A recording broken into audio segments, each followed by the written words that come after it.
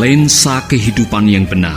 Bersama saya Paulus Wiratno dalam acara Making Life Better. Saudara mendengar, seri yang lalu kita telah membahas betapa pentingnya memiliki kacamata kehidupan yang benar. Karena dengan menggunakan lensa yang benar, maka reaksi kita terhadap apa yang terjadi, dan pada waktu kita membuat keputusan-keputusan untuk kehidupan ini, kita akan melakukannya berdasarkan atau berlandaskan kebenaran daripada lensa itu. Haleluya.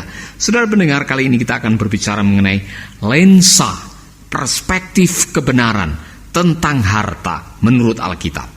Ini menarik sekali saudara, karena ternyata ada banyak ayat-ayat firman Tuhan yang mengajarkan tentang perspektif kita yang seharusnya kita miliki, khususnya dalam kaitannya dengan masalah materi, kekayaan, harta benda, atau masalah keuangan.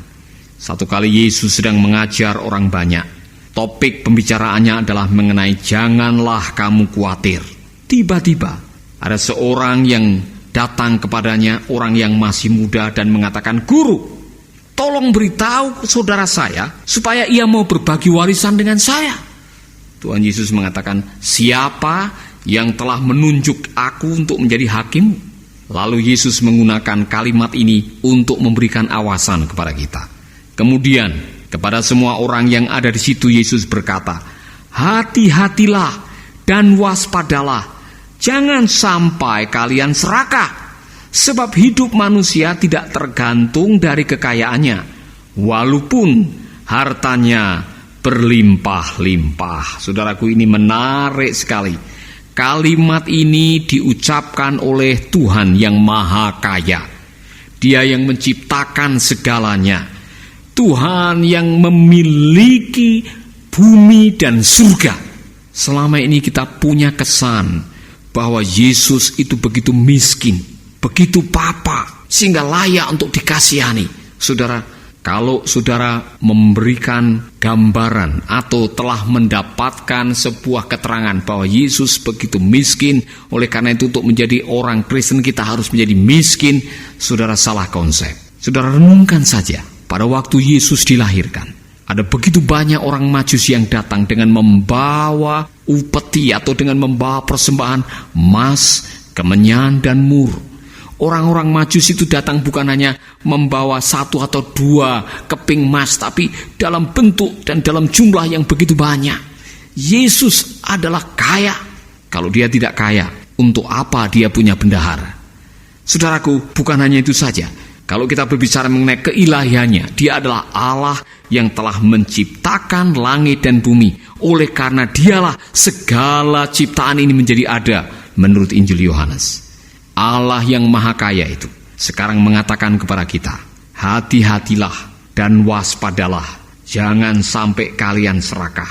Dengar baik-baik, sebab hidup manusia tidak tergantung dari kekayaannya, walaupun hartanya berlimpah-limpah. Di dalam bahasa Inggris ditulis seperti ini, "Watch out and guard yourself from every kind of greed, because your true life is not made up of the thing you own, no matter how rich you may be." Kehidupanmu yang sejati tidak tergantung dari kekayaanmu, tetapi tergantung dari siapa yang membuat kehidupanmu. Luar biasa.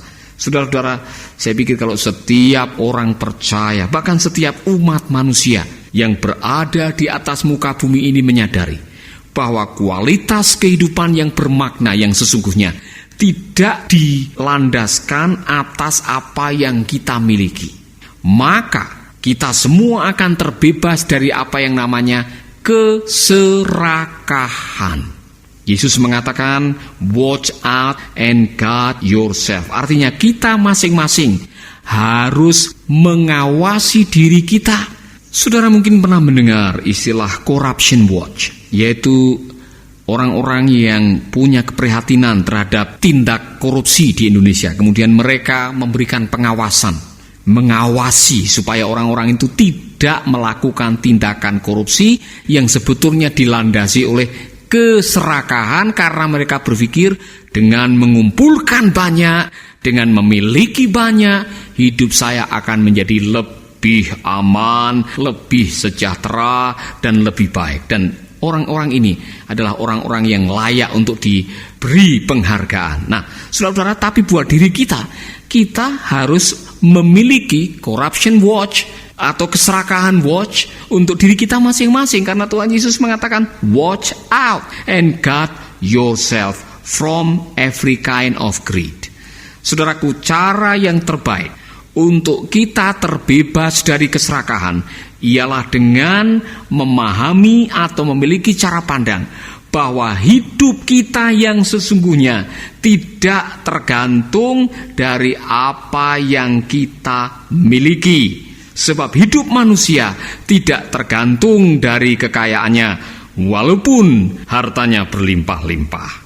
Saya memperhatikan ayat ini begitu luar biasa.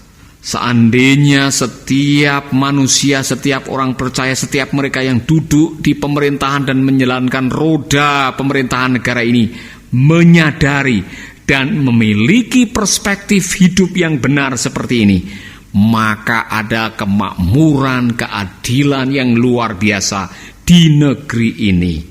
Seorang komentator mengatakan begini, "A man's natural life cannot be prolonged by all the good things of the world he is possessed of." Kehidupan manusia yang sejati tidak bisa diperpanjang dengan harta benda yang mereka miliki. They cannot prevent disease nor death. Harta benda itu tidak bisa menahan kematian, nor do comfort and happiness of life, atau memberikan hiburan atau kebahagiaan. Kalau kita menyandarkan kebahagiaan hidup kita di atas kekayaan yang kita kumpulkan, kita akan menjadi kecewa. Karena apa? Semua yang kita miliki sifatnya sementara. Oleh Alkitab dikatakan kekayaan itu punya sayap. Oleh karena itu jangan bersandar kepada harta benda. Yeremia memberikan sebuah penjelasan yang luar biasa. Berbahagialah orang yang mengandalkan Tuhan. Ia seperti tanaman yang ditanam di tepi aliran sungai, yang akarnya merambat ke tepi batang air, dan buahnya selalu muncul, tidak kenal musim, dan tidak akan kena terik matahari. Apa saja yang diperbuatnya berhasil. Dengan kata lain, orang yang mengandalkan Tuhan akan menjadi orang yang berbahagia. Bukan mengandalkan nama, bukan mengandalkan reputasi, bukan mengandalkan kekayaan, bukan mengandalkan manusia. Bahkan Tuhan memberikan kutuk kepada mereka yang mengandalkan manusia. Terkutuklah orang yang mengandalkan manusia. Nah, kalau ayat-ayat ini sudah dengan gamblang menjelaskan kepada kita bahwa kita harus menjadi orang yang percaya kepada Tuhan dan hidup di atas kebenaran firman, dengan mempercayai setiap ayat-ayat firman Tuhan, khususnya dalam kaitannya dengan perspektif atau cara pandang kita mengenai harta benda. Kalau kita menggunakan kebenaran ini dalam hidup kita,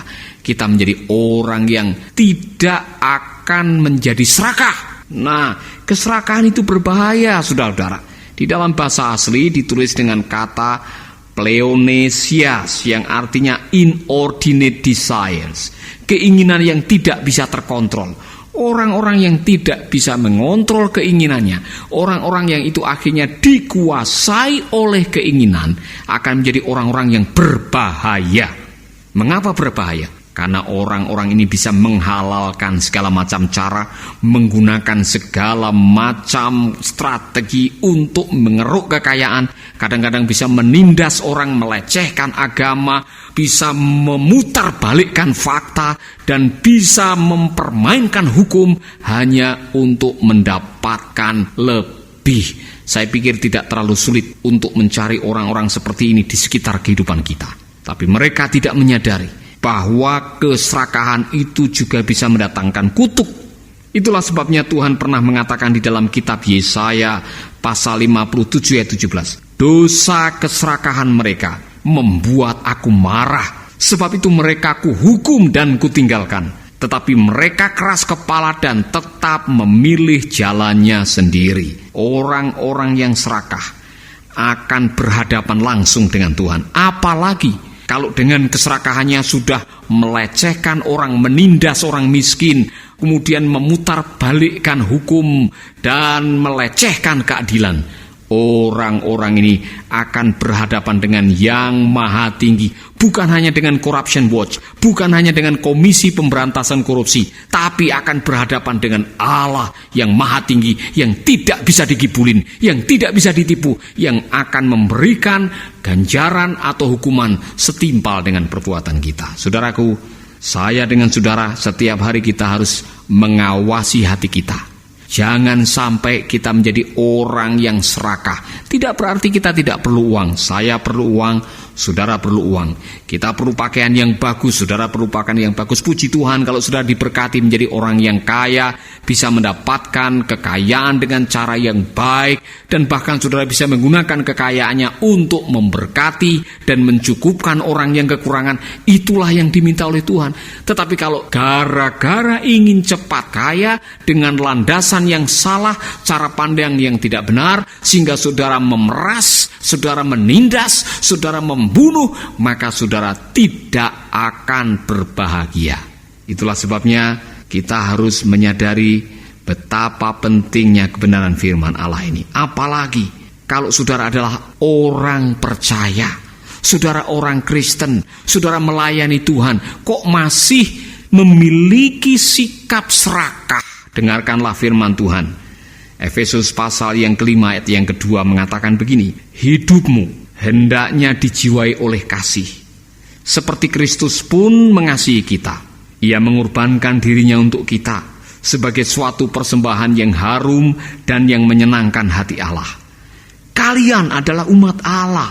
Sebab itu perbuatan-perbuatan yang cabul dan yang tidak senonoh atau keserakahan tidak patut ada di tengah-tengah kalian.